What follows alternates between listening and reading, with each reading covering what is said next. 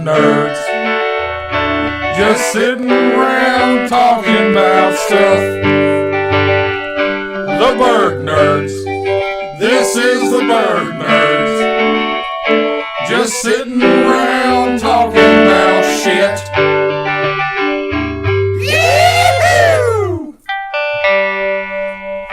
Hello and welcome to another exciting and awesome episode of the Burg Nerds, Central Kentucky's number 577th rated podcast for fat, corpulent nerds. Everybody that you love, you cherish. Exactly. We are best friends with hers, friends of the Burg Nerds. So guys, here we are in the Burg Nerd studio, ready to break it down. This is going to be episode 10. Can you believe it? We've made it to 10 episodes. No one ever thought we would make it, but we showed those motherfuckers. Yeah, especially Jordan. Yeah, when I said we were going to start this podcast, like, not one person was like, "You're not going to do it." Like, everybody was just like, "All right, go for it." But that's great. But my name is Eddie, and I am joined by Jeremy, Lee, Mike, Jordan, Mike Wazowski. Actually, that is not Mike Wazowski. That's Jeremy's boss, Mike. and noticeable not appearing in this episode is Monster Joe. He's out for this episode. He's got a bad mouth tooth thing going on, and He's actually going to have some dental work done. he's here with us tonight, though. He's sitting right over here flirting with my soon-to-be wife. Last I heard, the update is that he had his tongue in her ear. So as soon as this episode's over, I'm going to challenge him to a fist fight out in the front lawn. But for right now, we're here at the Burg Nerd Studio ready to get going. We didn't cover this, and it's been over for 2 weeks now. But we're going to try to take a recap on the fourth season of The Walking Dead. You love it, you hate it, what the fuck ever, you still watch it. It's weird. It's like one of those shows where, you know, even the people that fucking hate it are still tuning in every single week to watch it. So, Lee, you want to go to Lee first? What did you think about the? Start with the opening. Take it in 3 acts. The opening, the middle, the finale for season 4. to me as a whole, the season was very, very slow plotting, but there were some very good twists, and it was very good in developing the storyline, and obviously, you know, we'll get to the other parts. I think it opened strong.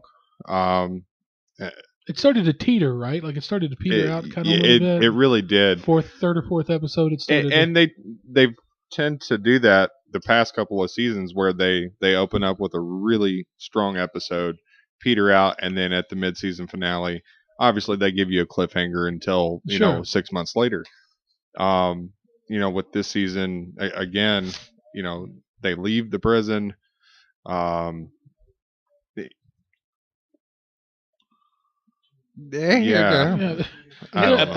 never like to see them on the run, though.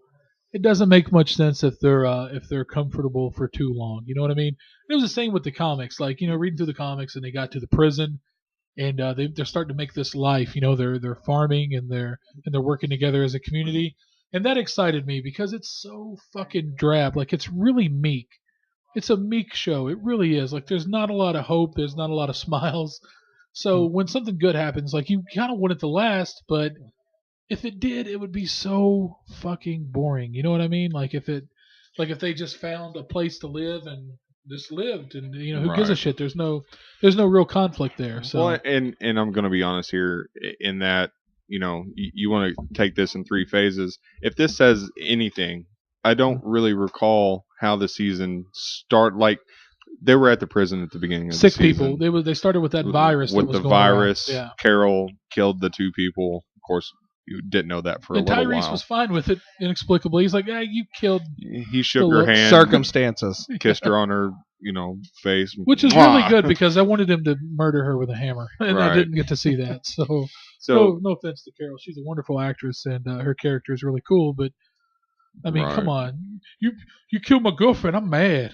You know, like, he should have fucked her up with the claw end of a hammer. Dude, you know here's the thing, though. Never mind. I'm going to get into it later. Go on. You know, they spent a lot of time at the prison as far as storytelling. I think they really, I don't know, beat a dead horse there. You think it was too much? Like, they shouldn't have really. Yeah. You know, even in the comics, they weren't there that long. They really weren't. Yeah, a few issues. And that's the thing is, if you have the people who have just seen the show and never read the comics, and so they're only exposed to that environment. Yeah, they were there for a season and a half. Yeah, that's a long time to be there. It's a long time. They first saw the prison at the season finale of season 2, and they were there all through season 3 in that battle that would never go down, like the battle that seemed like it was never going to happen with the governor and Woodbury. And then they spent half of season 4 there. I think you're right. Like, you started to be like, okay, where's the conflict? They tried to introduce a little bit with this virus that takes over, which was bullshit. Nobody was buying it. It was lame. There's fucking zombies in the world. You're living in a declared state of martial law, and there's fucking zombies, and there's danger around every corner, and a virus is wiping motherfuckers out left and right. Yeah, and a little girl's feeding rats to, Yeah, they never did anything with that, really. It was just like, she feeds rats. They actually kind of did, like, later on, because you didn't know that it was her, but then later on it goes on during the adventures of the last half of the season, and the big reveal. She's over there, that you see like 3 little baby rabbits in a log, and next thing you know, the camera cuts, it comes back, and they've been like skinned. It just really shows that this girl's fucked up, and you're like, oh, Lizzie. It was really hot too. No, it wasn't. Oh, my bad. Sorry, Mike, what did you think about season 4? I agree that it had kind of some peaks and valleys. The thing for me, I think one reason they spent so much time in the prison is that they literally had to give you a false sense of security. I mean, that's something I think that they had to write in. If you were a reader of the comic, it's a great different medium. You're reading that, you see it greatly different. But if you're watching TV, for you to put emotions into it. Because let's face it, a majority of the people that watch the show, the vast majority of the people that watch the show have never read the comic. Most of them didn't even know that it was a and then when they go and read the comic, and it's so greatly different. I mean, especially on some of the language and stuff. Oh my God! Yeah. But what they had to do emotionally is, I think they had to put in a sense of security. Sure. And the whole thing, literally, I think the whole thing dealing with the virus was just so Herschel had a damn part. Yeah. I mean, quite literally, you take out the virus and one-legged Herschel being able to defeat it on his own. What else is Herschel doing except waiting to be decapitated? He's just. I hate to be a dick, but seriously, what's he waiting to do? Just waiting to die. I mean, he was a great character, a phenomenal actor. Yes, absolutely. But other than him helping to defeat the virus by people going out, getting all the medicine, him being patient, him being kind of the soothsayer and the pastor all at the same time, they lost their father figure. Yeah. They lost their father figure, and I think that was the whole shit just setup. started to crumble from there. But something you forget about Herschel is he went into God mode and had unlimited ammo. Pick up a gun and that's all he had to do. The governor. He knew the code. He did. He knew the infinite ammo code. Jordan, did you watch any of season 4 at all? Yeah. Really? What did you think? Herschel's dead in chocolate pudding. Yes. That's it. 112 ounces of chocolate pudding to be exact. Yeah, you don't really keep up with The Walking Dead. I used to. I just don't anymore. I understand. Yeah, I got you. I mean, keep going, dude. No, that's it. That's all I got. Really? Yeah. Yeah, Herschel's dead in chocolate pudding. Yeah. I mean, to me, this past season is actually one of my favorite seasons they've had. And reason why it's that is because I'm a huge fan of story. I'm a huge fan of fleshing out characters. And in all honesty, the last half of this season was the perfect opportunity for it. Now, yes, everything was great at the prison. Everybody was really happy. Things were cool. Rick became a farmer, which was hilarious. I don't make decisions anymore. Well, you're going to have to make a decision now. The self-loathing leader. Yeah. But, I mean, here's the thing, though. I mean, the false sense of security, everything got so fucked up when the zombies raided the farm after Rick killed Shane or Carl killed Shane again. Yeah. But, I mean, here's the thing, though. They needed something stable. They needed you to feel good. And here's the thing. They had it, and then here comes the governor. I love the fact they had the 2 straight episodes with the governor about his backstory. I mean, not the backstory, but I mean his after everything happened with Martinez and they drove off, and it wasn't like a party for them. I mean, he went into the deepest of darkest depths. And then his rise back up to being the governor, what he did, basically just fucking killing Martinez and throwing him in that fucking pit, which was awesome. But here's the thing, though. After that, things go haywire. The prison is destroyed. Huh? The prison is destroyed, and then they all leave out, and they all split up, which is chaos. But first of all, that actually drove me crazy because the simple fact is, after all that fucking time, you didn't have a plan. That drove me nuts for a bit. But here's the thing, though. You really got to dive into their characters. I mean, you went back to the Michonne thing to where she just went blank again, freaking having her pets, and she was walking right in with the walkers. I mean, everybody hit their dark side, and it makes sense. If you're put into that situation, you're going to hit that, and I think just the way the progression went of that whole final half of the season was the best because they got that out of the way, and this next upcoming season, you don't have to worry about that because you understand where these characters are coming from. Right on. Well said. Well, the only thing that I thought also is I got so tired when they took to the rails. Every time it was like I hear a Johnny Cash song playing somewhere in my head. Well said. And I will say this about Herschel. He was the fucking backbone. He's the only reason why they all stayed together. He wasn't just there waiting to be beheaded. He was the person that kept everyone together. He kept Rick in place. I mean, it was amazing. Without him, everyone fell apart. But the thing is that they became stronger after he was killed off because the memory, everyone held on to his thoughts, his philosophies. And in all honesty, I think that's what ultimately Dale was wanting to be. But he went kind of crazy. You all need to take into consideration that Negan is eventually going to show up. And it's going to be bad news. And who did Kirkman recently say that he wanted to play? He wanted to play Negan. Richard Dreyfuss. No, he actually, when he created Negan, the person he had in mind to play him was John Hamm from Mad Men, but he doesn't think he's going to get him. Yeah, he said that you need a fantastic actor to be able to pull off Negan. Mad Men is closing. I know, but he feels that John Hamm is going to have like a huge movie career after this. I'll never see Christina Hendricks again eventually. Oh well. You know, you don't understand out there, everyone listening, how much I fucking hate to agree with Eddie, because I really, really hate to agree with Eddie. This season, as far as writing, pacing, is hands down the best season so far. I thought it was paced extremely well. I thought the dramatic. The dramatic plot points were hit with expert precision. The writing was the best that it's ever been. And there was some really great character development. I thought characters that were already, that I didn't think could be developed anymore, were actually developed even further this season. So I thought it was good, man. Altogether, I'm going to give a 2 thumbs up to season 4 of Walking Dead. Lee, overall, what do you think, buddy?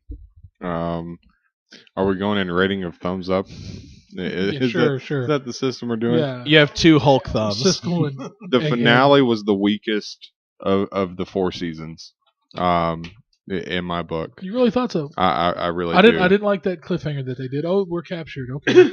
Yeah, we're in a boxcar. So, there were some good parts. Of course, the whole guy holding down the kid, Carl.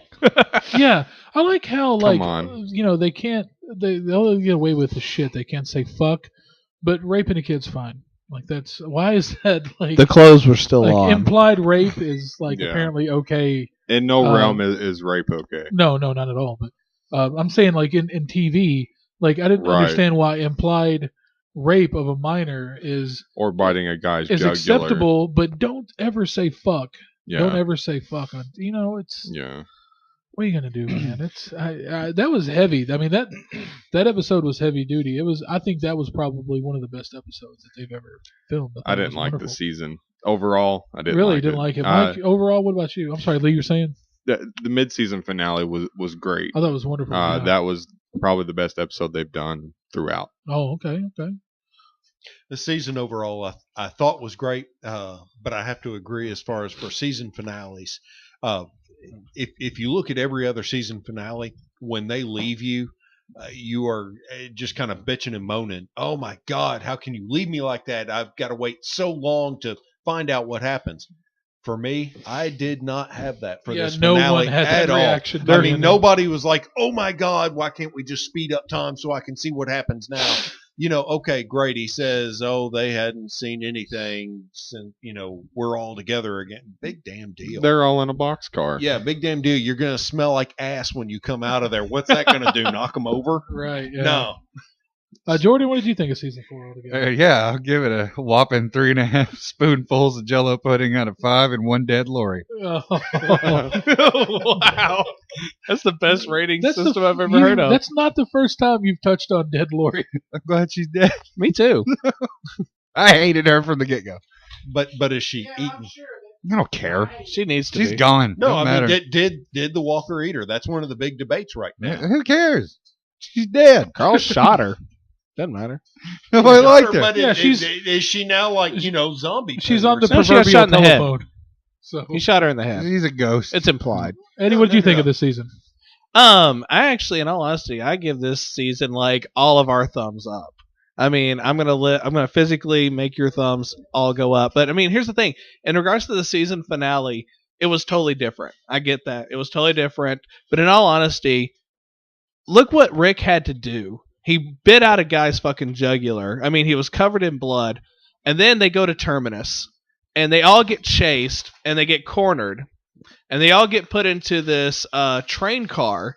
And when it all seems Japan that everything just seems so hopeless, next thing you know, they come out, and then Rick, Japan 4. you just don't know what's going to happen. But then Rick goes, they screwed with the wrong group, which they should have said they fucked with the wrong group. And when he says that, you're just like, fuck yeah. Because I want to see what happens next. Because he's got a plan. Because when everything looked its bleakest, he's like, they screwed with the wrong group. So you're like, fuck yeah. I love it. That's why I loved it. Because it was so different. Bite the curb. Yes. But that's why I loved it. Because it was so different. Hey, we're going to move along a little bit. I'll just come up with something like, we're talking finales and what have you. Television in general. Opinions. What is, as far as series finales, not season finales, series finales, what do you think is probably the best series finale that you think you've ever seen in any television program? In regards to series finales, actually, in all honesty, I'm not a really big fan of big series finales because I don't think they're actually really good. But I'm just going to say this, in all honesty, I'm a big fan of Supernatural, and I think that it should have ended after season 5, and I think that would have been one of the best series finales ever. So, I mean, I karate chopped my mic. I'm still on to Mr. Miyagi. Don't karate chop, Mike. But, I mean, I'm just going to say, though, I think that if Supernatural had ended at season 5, that would have been the best series finale ever made because I think it would have been perfect. One of the main characters dying, never be heard from again. The other character going on to live his life. I think it should just ended there. I don't think I've ever seen one episode of Supernatural. I regret seeing them after season 5. Really? I have like all the DVDs up to season 6. Right on. Jordan, you got a favorite series finale? I can't think of one because I just don't keep up with stuff anymore. I don't watch a whole lot of TV, and I'm trying to think of some that I did watch when I was younger. I don't know. The only one I can really think of off the bat is Cheers. Roseanne. Oh, that was sad. That was bad. That was like what they call that retro retcon. Yeah. Retroactive continuity. Yeah, that was sad, but mainly just Cheers, I guess, because at the end the lights went off and Sam goes, "Sorry, we're closed." It was over, and I was like, "Oh, yeah, that's a good one." That's the only person that Cheers ever turned away. That's what was cool about it. Yeah. That's all I can think of because, like I said, I just don't keep up with much. I want to cry a little. That's a really good one. That, yeah. I was a big fan of Cheers. My dad was a big fan of Cheers. We watched it a lot when I was a kid. He always had Cheers on. That's a wonderful, wonderful show. Mike, what do you think as far as series finales? Well, you took Cheers. That's actually. I'm sorry. I've always got a backup plan. The one that's tied with that for me, Quantum Leap. Yeah. Oh, hey, pulled that one. Yes, nerds. My God, that show is so fucking Quantum good. Leap's finale has to have been one of the best written finales. He never made it back, did he? No, but it actually stated that in the finale because. It ends up that oddly enough, the bartender is God, that Sam's the one that's continuously doing the leap. It's based upon what he wants to do. And the very last word is that Al reconciled with his wife, yada, yada, yada. Dr. Sam Beckett never made it home. Yeah. That is awesome. I That mean, show that was just a blow away, and that was a phenomenal show. That show is so fucking good. Yeah, I mean, with Firefly that I love and several other things, that's one that I was surprised that they've never done some like made-for-TV movies or something to expand upon that universe. I miss that show so much. And let me break in there really fast. Last time I went to Dragon Con, I actually caught Scott Bakula right before he did the whole meet and greet with everyone. So while everybody was waiting in line for over 2 hours, I caught him out in the hotel, and I got to have about 2 minutes with him. So I was very happy. Is he a nice fellow? Oh, extremely nice. He was awesome. I love hearing that. I think the best finale for a series, and Jeremy's going to agree with me on this. It's created by Vince Gilligan. Breaking Bad. The whole series is amazing from start to finish.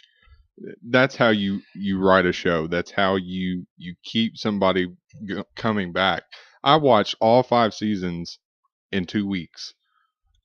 It's that good, and the finale leaves you, misty eyed. Yeah. Jesse Pinkman driving off, and fuck spoilers, because if you haven't watched it, watch it.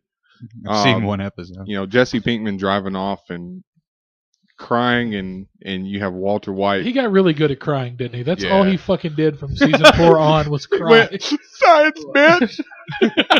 Yeah, bitch. Bird nerds, bitch. I will say, I really want to watch Breaking Bad. I've never seen one episode, but I plan on. I want to watch it though. I've never really seen one. worth Hands down, probably the most well-written, best-paced television show ever made. Besides the last season of Walking Dead that you just said the same thing for. No, I said it was. I didn't say it was the best ever. I said it was the best of the 4. I'm just kidding. Yeah, it was the best of the 4. Walking Dead. Well, when it comes to Breaking Bad, fuck Walking Dead. Breaking Bad, the season finale was perfect. Like we all knew that one way or another that Walter White was going to bite it. And he did in such a cool fashion because, he was a chemist who he used science one last time to kick names and take ass, and I thought it was excellent. Another one of my favorite series finales of all time is I don't know if you guys remember the show St. Elsewhere. I know Mike would because he's like 60, but St. Elsewhere, it was a hospital drama. It was like the ER of the 70s. And I think early 80s, right, Mike? Yes. ER fucking keep up with the times. Right, yeah. St. Elsewhere, I don't like it because it, like the Roseanne series finale, it fucked with you. It made you question everything that you had ever, I like it when writers are just like, fuck it, let's just mind fuck everyone who's ever watched this show. And with Roseanne, when they did it, I was very sad. But with St. Elsewhere, I didn't care a lot about. The series finale was the most memorable thing. What happens is that last shot with the 2 doctors standing there talking, it pans out of it pans back and it pans out of the window of the hospital, and then it starts to pan even further, and you catch that view of the hospital or whatever, and then it pans back even further, and the hospital is actually inside of a snow globe that a little boy with I think Down syndrome is sitting there holding and playing with in the waiting room of a doctor's office. So you're like, was that a whole fucking show? In the mind of a little kid with Down syndrome? I mean, it was such a mind fuck. I mean, you saw the series finale? Yeah, and I'm trying to remember back as far as because I know Howie Mandel got his start on that, and Ed Begley Jr. Yeah. Did they make it all the way through? Because I vaguely remember that ending, but I'm trying to remember if they made it all the way through. Okay, do you remember when TV Land first came to cable? Yes. It wasn't just part of Nick at Night; it was its own channel. Yes. The original lineup, the very first lineup, St. Elsewhere was part of it, and this was 98, 99, that's about right. Something like that. Yeah. And that's the last time I actually watched St. Elsewhere, and they aired the series finale on there.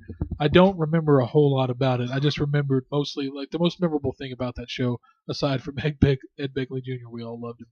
Y'all still love him. Yeah. As that damn series finale where they were just it just kind of blew your fucking mind. It was everyone watching it collectively around the world, you just heard, what the fuck did I just watch? Yeah. I thought it was excellent. It was really good. And of course, Breaking Bad. It was an excellent finale. Can I just say something that pissed me off as a finale? What's that? Fuck Seinfeld. Yeah. Oh, the clip show. I want to say I agree completely. Fuck Seinfeld. It was the most unfunny, overrated sitcom ever released. Okay, you're done. In history. I like that show. At least much like every other great show, first 3 to 4 seasons, groundbreaking. But unfortunately, much like what you've got with every other show, you end up starting to write catering to the people that are now following it. So instead of sticking with what you originally wrote, which was funny, you now start pandering and catering to those people. I respect your opinions. I know you, Jordan. I just found out. I didn't know you were a Seinfeld fan. Yeah, I like that. I respect really your opinion. Jerry Seinfeld is hands down the most unfunny. Oh, he's not funny. He's the most, but the show was. Michael Richards, unfunny. Jason Alexander, unfunny. I disagree with you. I've never laughed at a single episode of Jerry Fucking Seinfeld. Duckman was great. Yeah. Duckman. I just thought it was really overrated. Actually, as a matter of fact, I don't just think it's overrated. I outright hate that show. I despise that show. What, bud? But I mean, I respect your opinions if you like it. What's that? Joey's yelling shit from the other room. What's up, Joe? Somebody touched down on how on AMC that Merrill, his bag of drugs had blue meth in it. Yeah. It's kind of like an homage to Breaking Bad. Merle's bag of meth in The Walking Dead actually had the blue crystal meth that Walter White produced in Breaking Bad. Why are you surprised? No, I thought that was fucking cool. Oh, that was awesome. But I know one thing is coming from somebody that's never seen a Breaking Bad, you've now given like at least 3 huge spoilers to it. Thanks. No, not at all. No. I mean, here's the thing, though, and honestly, I don't mind spoilers because to me, that just gets me excited to actually reach that point because I want to see how it gets to whatever was just spoiled. Well, let's face it, the internet has ruined Game of Thrones for me. I have no desire to watch Game of Thrones. I've not seen one episode of that either. I've seen the first 2 seasons. Everybody's like, you have to watch it. You'd like it. I was like, I don't know. It's got a lot of naked in it. So, I mean, there's that. I heard it's got a lot of floppy wieners. A lot of dick. That's all I know. It's got a lot of floppy dick. It's an excellent show. And everybody spoiled this current season 4. I think it's on. Everybody spoiled it online. I see spoilers, Game of Thrones spoilers everywhere I look, and it's really. I have no desire to watch it now. It's been spoiled. Sorry, Lee. Put something in my head, and that's phrasing. God. So, in all honesty, we have recently. Somebody get the fucking cattle prod out. I'm sorry. I got a little bit confused on that. So recently, actually, the past 2 weeks, Captain America 2: The Winter Soldier has come out, and we actually have 2 people here. Amazing. We have 2 people here that have actually seen it. So, Lee, Magic Mike. Oh. Would you like to talk about it? Age before beauty. Because he's like 74. Remember Seen Elsewhere versus Don't Remember Seen Elsewhere. I keep going up. I've gone from 61 to 74. It's like our ranking. Yeah. It's like the Berg Nerds ranking. That's all right. I'm all still over the the place. sexiest. Give it an hour and you'll be 12. No, I thought it was phenomenal. Possibly one of the best superhero movies that I have seen, storyline wise. Really? Now, realize that kids wise, you take them in. The action, absolutely phenomenal. Yes. Top notch. Yeah. Now, the first Captain America movie, I got to admit that I really liked, and I like it because, I say it's good because if it can make me like a Captain America, can make me like Captain America, then it's good. I never was a huge Captain America fan. Yeah, and I thought the first movie was excellent, man. I thought it was great.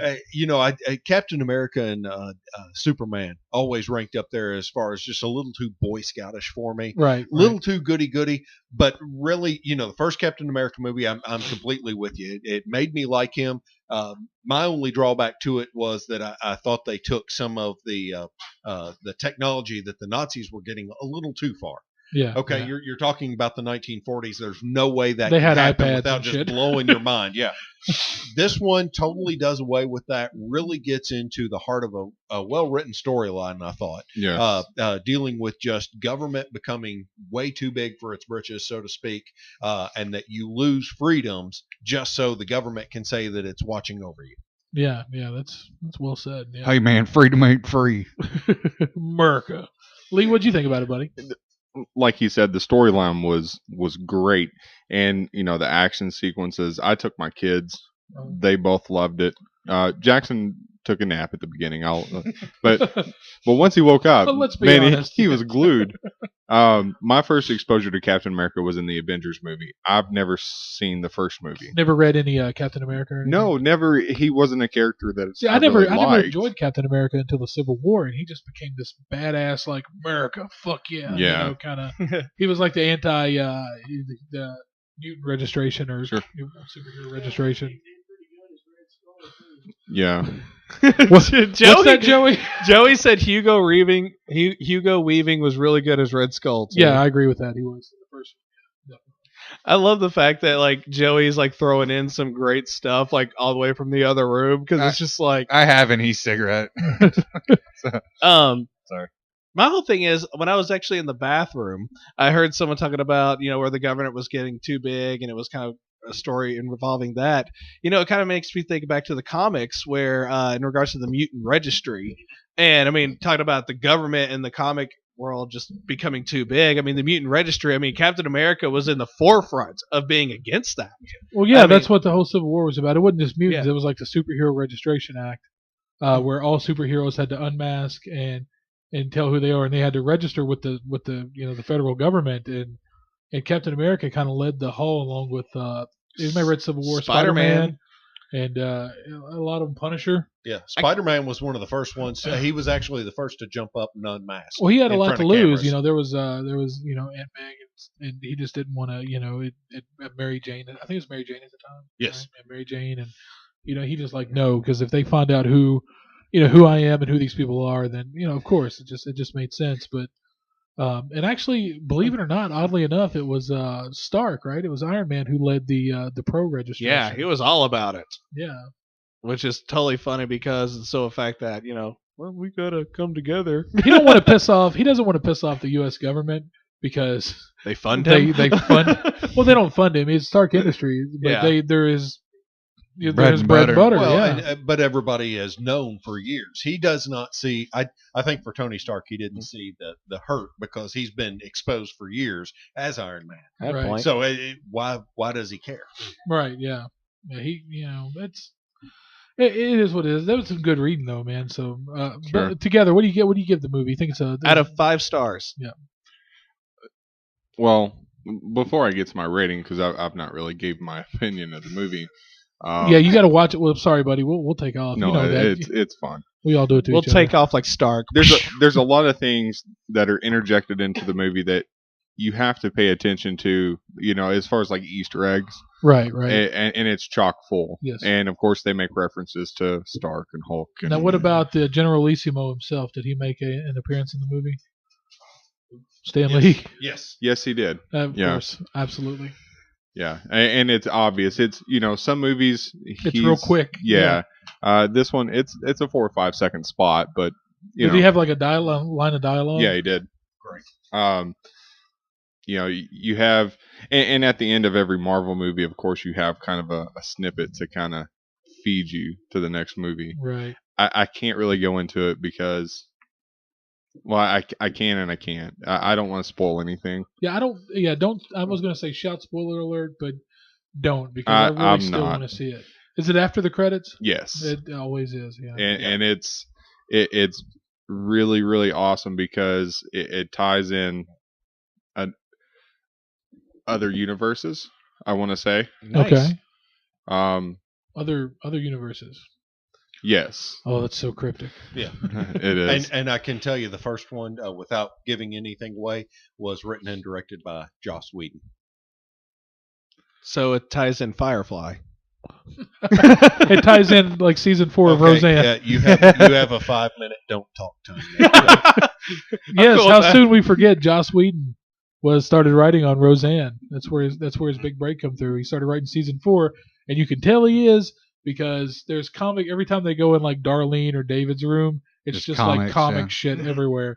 They were working on a comic together. I thought that was actually pretty cool. So does this mean Roseanne will be Galactus? Silver Surfer. Dan. My back hurts. She has a beautiful speaking voice. My overall rating for it is probably a 9.5 out of 10. Yeah.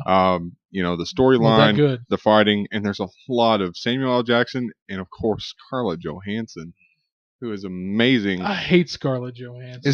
She's so ugly. Is Haley Atwell in it? She was in the first movie. She was like the woman who kind of recruited him with the kind of auburn hair. She in it? I've never seen the first one. Yes, you're talking the British chick, correct? Yes. Yes, she is. I have such a crush on her. Well, you won't after this one. Oh, wow. She reveals that she has a dick. Spoiler alert. No, she was in that miniseries, Pillars of the Earth, and I loved her so much. Definitely go see the movie if you have the chance. It's worth going to the theaters for. Cool, man. I know you only do a couple of years. It's definitely one to go see. Right on. So to bring up some excitement with some more Marvel, the Guardians of the Galaxy movie actually is going to segue into the Avengers 3. So that's been one of the things they've been talking about. They don't make movies anymore without having like 4 or 5 movies after that planned in advance, dude. Yeah, everything's a franchise. Yeah. But I think it's great though because it's like I think it's good when you franchise a decent film. Maybe, and I think it's great because it continues to expand the Marvel universe, kind of like what they do in the comics with different crossovers. And I think it's great that they're doing that with the movies because to me it just opens everything up. Yeah, but you got to have the shitty franchises to actually be able to find those little nuggets of gold in their Karate Kid franchise, Back to the Future franchise. Those aren't shitty though. Lord of the Rings. I'm not a fan, but I know you guys are. Well, I can say a gentleman from work looked up, and Marvel actually has planned out through Marvel Studios through, I think, the year 2027. Oh my God. Nice. All the movies that they're going to try to come out with. And now, of course, you've got your major leaguers, your Spider-Man, your Avengers. The Sinister Six has been green-lighted. Yep. They have. But, I mean, they're actually working on a Doctor Strange right now. I mean, come on. How many people can go really in-depth with a Doctor Strange character? He's a fun character. I think they could have a lot of fun with him. Ant-Man comes out this year. I'm going to go see it. I'm going to go see it in theaters. I actually read Ant-Man when I was a kid. I read some Ant-Man. Just not one I can get into. Really? But still, even knowing that Edgar Wright is directing. But I will go see it because Edgar Wright is directing. Well, it's a Marvel movie, and they've not really disappointed. They should have stuck with Simon. Well, there was Fantastic Four. But. Well, they're rebooting, so it's And X-Men 3. Fair enough. Okay. I got you. Bogey. I'm already whatever. I'm already looking past the upcoming X-Men movie. I think it's going to be really good. I've seen the trailers for it. It looks really fun and entertaining. But I've already looked past that one because they've already started work on the one after that, X-Men Apocalypse. And I think that is going to be mind-blowingly awesome.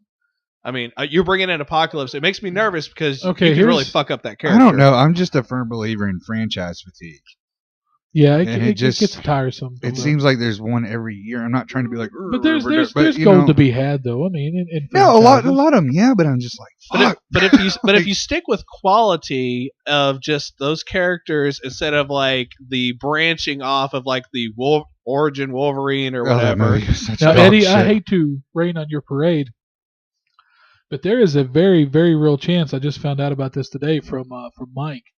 That there's a good chance Bryan Singer may not be helming X-Men Apocalypse because of some legal trouble he is in now. Oh, I read up on that. I don't want to discuss it. If you want to know, it's fucking disgusting. Yeah. And if you want to know, go read up on it. I do not want to discuss it on my show, on our show. Yeah. I don't want to do this. If you want to go read up on it, feel free to go read up on it. But I'm not going to bring it up because I don't know the veracity of it. Excuse me, I don't know the veracity of it. I don't know if it's innocent until proven guilty. Right now it's all accusations. Right. Regardless, it's not something that we're going to talk about on the podcast. Yeah. So I think that's going to do it for us tonight. We collectively are the Burg Nerds. I am Jeremy. In the living room we have asleep. Joey asleep. We have I'm Lee. Mike. Jordan. Eddie? We're like that was a question. I'm Eddie. All right, guys, we're gonna call it the night. Life is like a hurricane here in Duckburg. Race cars, lasers, aeroplanes. It's a duck blur. Might solve a mystery or rewrite Here's